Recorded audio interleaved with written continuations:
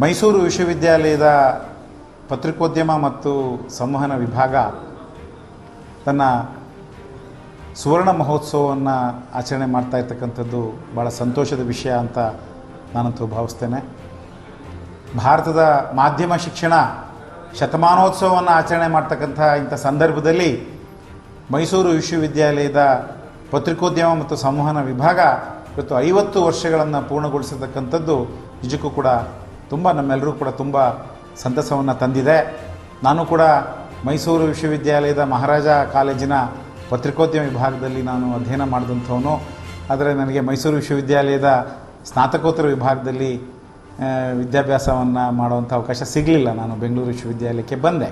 ಆದರೆ ನಾನು ಒಬ್ಬ ಶಿಕ್ಷಕನಾದಾಗಲಿಂದಲೂ ಮತ್ತೊಬ್ಬ ವಿದ್ಯಾರ್ಥಿ ಆದಾಗಿಂದಲೂ ಕೂಡ ಮೈಸೂರು ವಿಶ್ವವಿದ್ಯಾಲಯದ ನಮ್ಮ ಪತ್ರಿಕೋದ್ಯಮ ಮತ್ತು ಸಂವಹನ ವಿಭಾಗದ ಜೊತೆ ನಿಕಟವಾದಂಥ ಸಂಪರ್ಕವನ್ನು ಹೊಂದಿರತಕ್ಕಂಥವನು. ಮೈಸೂರು ವಿಶ್ವವಿದ್ಯಾಲಯ ಇಡೀ ರಾಷ್ಟ್ರದಲ್ಲೇ ಮಾಧ್ಯಮ ಶಿಕ್ಷಣವನ್ನು ಅಳವಡಿಸ್ಕೊಂಡಂತಹ ಕೆಲವೇ ವಿಶ್ವವಿದ್ಯಾಲಯಗಳಲ್ಲಿ ಮೈಸೂರು ವಿಶ್ವವಿದ್ಯಾಲಯ ಒಂದು. ಬಹುಶಃ ಇವತ್ತು ರಾಜ್ಯದ, ರಾಷ್ಟ್ರದ ಮತ್ತು ಅಂತಾರಾಷ್ಟ್ರೀಯ ಮಟ್ಟದ ಅನೇಕರು, ಇವತ್ತು ಒಳ್ಳೆಯ ಹುದ್ದೆಗಳಲ್ಲಿರ್ತಕ್ಕಂಥ ಅನೇಕರು ಇವತ್ತು ಮೈಸೂರು ವಿಶ್ವವಿದ್ಯಾಲಯದ ಪತ್ರಿಕೋದ್ಯಮ ಮತ್ತು ಸಂವಹನ ವಿಭಾಗದಿಂದ ಬಂದಿರತಕ್ಕಂಥವ್ರು.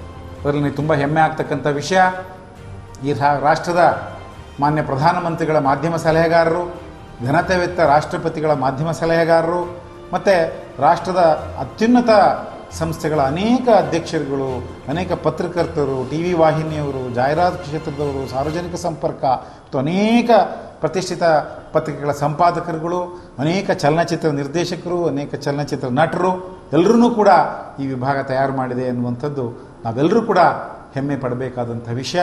ಅದರಲ್ಲೂ ಕೂಡ ಮೈಸೂರು ವಿಶ್ವವಿದ್ಯಾಲಯದ ಪತ್ರಿಕೋದ್ಯಮ ಮತ್ತು ನಮ್ಮ ಸಂವಹನ ವಿಭಾಗ ಕನ್ನಡ ಪತ್ರಿಕೋದ್ಯಮಕ್ಕೆ ತನ್ನದೇ ಆದಂಥ ಅಪಾರವಂಥ ಕೊಡುಗೆಯನ್ನು ಕೂಡ ಕೊಟ್ಟಿದೆ. ಇಡೀ ಕನ್ನಡ ಪತ್ರಿಕೋದ್ಯಮದ ಇತಿಹಾಸವನ್ನು ದಾಖಲು ಮಾಡ್ತಕ್ಕಂಥ ಒಂದು ಅಮೂಲ್ಯವಾದ ಕಾರ್ಯವನ್ನು ಕೈಗೊಂಡಿದೆ.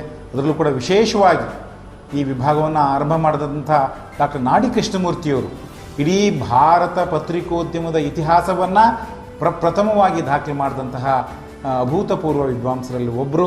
ಹಾಗಾಗಿ ಅವರನ್ನು ಮತ್ತೆ ನಾನು ನೆನೆದು ಈ 50 ವರ್ಷ ಪೂರೈಸಿರ್ತಕ್ಕಂತಹ ಮೈಸೂರು ವಿಶ್ವವಿದ್ಯಾಲಯದ ಪತ್ರಿಕೋದ್ಯಮ ಮತ್ತು ಸಂವಹನ ವಿಭಾಗದ ಎಲ್ಲ ವಿದ್ಯಾರ್ಥಿಗಳಿಗೆ, ಶಿಕ್ಷಕರಿಗೆ, ಸಂಶೋಧನಾ ವಿದ್ಯಾರ್ಥಿಗಳಿಗೆ ಮತ್ತು ಮಾಧ್ಯಮ ಕ್ಷೇತ್ರದಲ್ಲಿರ್ತಕ್ಕಂಥ ಎಲ್ರಿಗೂ ಕೂಡ ಒಳ್ಳೆಯದಾಗಲಿ ಅಂತ ಹಾರೈಸಿ, ಇದೇ ರೀತಿ ಈ ವಿಭಾಗ ಇನ್ನೂ ಭಾರತದ ಮಾಧ್ಯಮ ಕ್ಷೇತ್ರಕ್ಕೆ, ಜಾಗತಿಕ ಮಾಧ್ಯಮ ಕ್ಷೇತ್ರಕ್ಕೆ ಇನ್ನೂ ಹೆಚ್ಚು ಕೊಡುಗೆಯನ್ನು ಕೊಟ್ಟು ನಮ್ಮ ಕನ್ನಡ ನಾಡಿನ ಕೀರ್ತಿ ಪತಾಕೆಯನ್ನು ಜಾಗತಿಕ ಮಟ್ಟದಲ್ಲಿ ಹಾರಿಸಲಿ ಅನ್ನುವಂಥ ಹಾರೈಕೆಯನ್ನು ಈ ಸಂದರ್ಭದಲ್ಲಿ ಮಾಡ್ತಾ ಇದ್ದೇನೆ. ನಮಸ್ಕಾರ.